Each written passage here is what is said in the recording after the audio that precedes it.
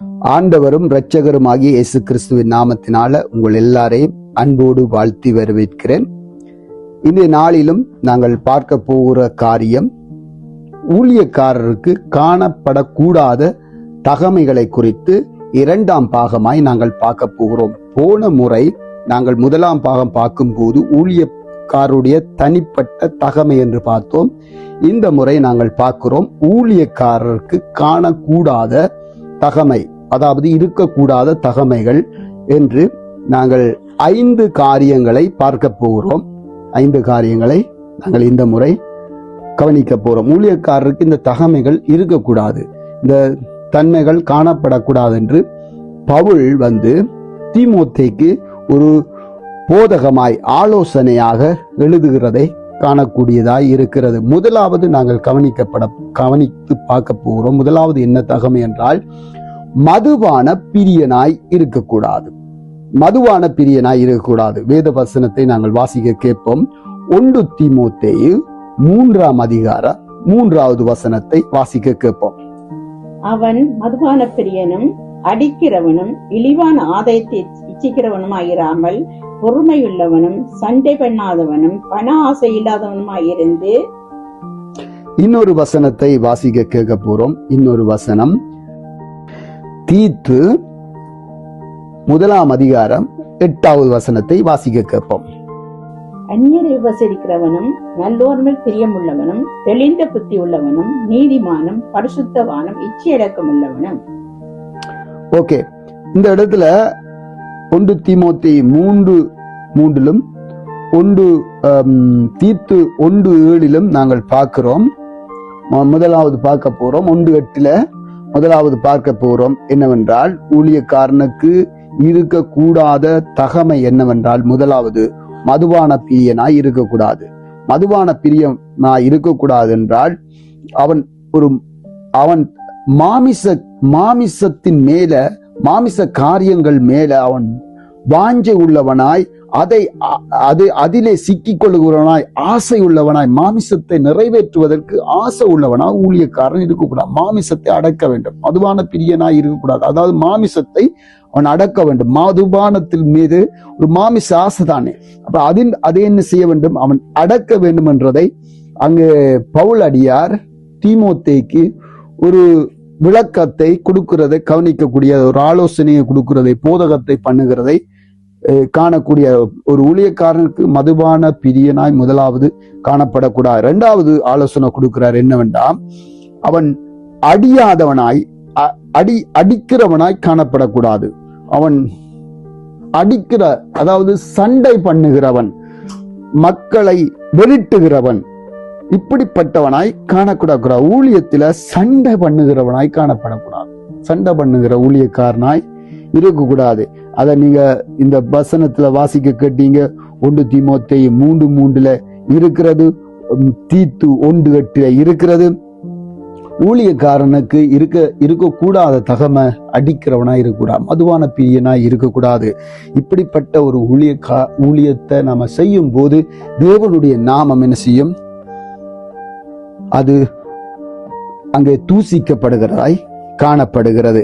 3வது காரியத்தை நீங்க கவனிச்சு பாத்தீங்களா இருந்தா, 3வது காரியம் என்னவென்றால் பண ஆசை இல்லாதவனாய் இருக்க வேண்டும். அவன் பண ஆசை உள்ளவனாய் காணப்படக்கூடாது. அவன் பண ஆசை அவனுக்குள்ள இருக்கக்கூடாது. பண ஆசை உள்ளவனாய் இருக்கக்கூடாது. பணம் பணம் பணம் பணம் பண ஆசை எல்லா தீமைக்கும் வேர் என்று வேதம் சொல்லுகிறது. இந்த காலங்களில இது மிகவும் முக்கியம். இந்த ஆலோசனை தீமோத்தேக்கு பவுல் சொல்லுகிற ஆலோசனையை நாங்களும் கேட்போம். என்னவென்றால் பண ஆசை, பணத்துக்கு பின்னால பணம் என்றே ஓடி திரிகிற ஊழியர்கள் இன்றைக்கு மலிந்து போய் காணப்படுகிறார்கள். அநேகர் நல்ல ஒரு பண ஆசை இல்லாதவர்களாம் இருக்கிறார்கள், இல்லை என்றல்ல. இந்த காலத்துல ஏன் பவுல் அதை சொன்னார் என்றால், அந்த நாட்களில, கடைசி நாட்களில இப்படியான காரியங்கள் எல்லாம் வரும். இப்படியான காரியத்துக்கு பின்னால போவார்கள். பண ஆசை எல்லா தீமைக்கும் வேறாய் இருக்கிறது. பணம் தேவைதான், ஆனால் பண ஆசை, அதன் மேல பற்றுதல், அதே நோக்கி அதோ ஒரு நோக்கமாய் இருக்கக்கூடாது ஊழியக்காரர்கள். 4வது காரியத்தை அவர்களுக்கு இருக்கக்கூடாது தகவ 4வது என்னவென்றால் இச்சை உள்ளவர்களாய் இருக்கக்கூடாது. இச்சை அடக்கம் உள்ளவர்களாய் இருக்க வேண்டும். தெரிய இச்சை உள்ளவர்களாய், இச்சையை நிறைவேற்றுகிறவர்களாய், இச்சிக்கிற ஒரு ஊழியக்காரராய் இருக்கக்கூடாது. பாருங்க, இச்சை அடக்கம் உள்ளவர்களாய் எல்லாவற்றிலும்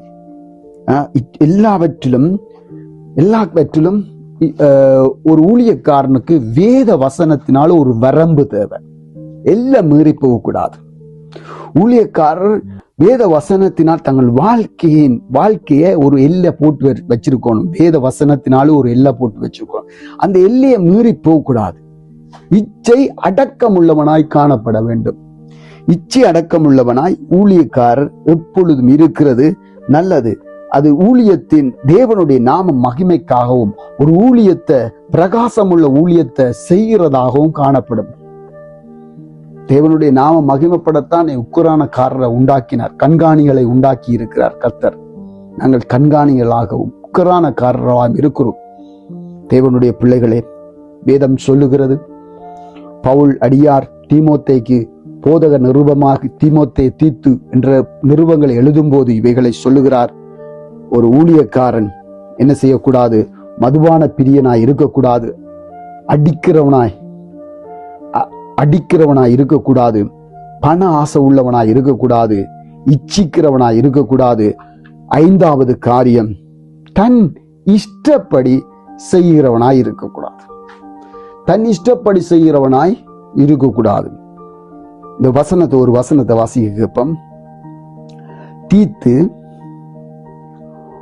1:7 வாசிப்போம். தீத்து 1:7. ஏனெனில் கண்காணியானவன் இவனுடைய உக்கிரான காரனுக்கேற்ற விதமாய் குற்றம் சாட்டப்படாதவனும் தன் இஷ்டப்படி செய்யாதவனும் முற்கோபம் இல்லாதவனும் மதுபான பிரியம் இல்லாதவனும் அடியாதவனுமாய் இழிவான ஆதாயத்தை இச்சியாதவனுமாய் இருக்க வேண்டும். பாத்தீங்களா இருந்தா இங்க தன் இஷ்டப்படி செய்யாதவன், தன்னுடைய யோசனையின்படி, தன்னுடைய விருப்பத்தின்படி, மற்றவர்களுடைய ஆலோசனையோ மற்றவர்களுடைய ஏதாவது ஒரு சபையில யாராவது ஒரு காரியத்தை சொல்வதையோ அபிப்பிராயத்தை கேட்கிறத தள்ளிட்டு சர்வ அதிகாரம் செலுத்துறது ஊழியக்காரர், சர்வ அதிகாரம் செலுத்துற ஊழியக்காரர். இவைகள் எல்லாம் கூடாது. தன் இஷ்டப்படியே எல்லாவற்றையும் வேதத்துல இருக்கு. ஒரு உவமையை சொல்லும் போது, எஜமான் வர தாமதித்து விட்டார், அந்த ஊழியக்காரனோ தன் இஷ்டப்படி வேலைக்காரனை அடிச்சு அவன் குடிச்சு இப்படியாய் செய்தான் என்று வேதம் சொல்லுகிறது. தன் இஷ்டப்படி செய்கிறது. தனக்கு என்ன எல்லாம் யோசனை வருது, தனக்கு எப்படியெல்லாம் நடத்த வேணும்னு நினைக்கிறது, அப்படி மந்தைகளை நடத்துவது, இல்லாவற்ற ஊழியத்தை செய்வது தன் யோசனையின்படி, தன் இஷ்டப்படி இருக்கக்கூடாது. ஊழியக்காரனுக்கு பவுல் தீமோத்தேக்கு சொன்ன ஆலோசனை இன்றைய நாளிலும் நமக்கும் ஒரு ஆலோசனையா இருக்கிறது. ஊழியக்காரர்கள் தன் இஷ்டப்படி செய்யக்கூடாது. ஊழியத்திலே இருக்கக்கூடாத தகமை இந்த 5 காரியத்தை எங்கள் மனதில் வைப்போம். இவைகளை தூக்கி எறிந்துவிடுவோம், விலக்கி விடுவோம் நம்மை விட்டு. அப்பொழுது நம்முடைய தேவன் நம்முடைய ஊழியத்தில மகிமை உள்ளவராய் மகிமையான காரியங்களை செய்வார். அப்படியாய் செய்கிற தேவனுக்கு கன மகிமை துதி உண்டாவதாக. ஆமேன், ஆமேன், ஆமேன்.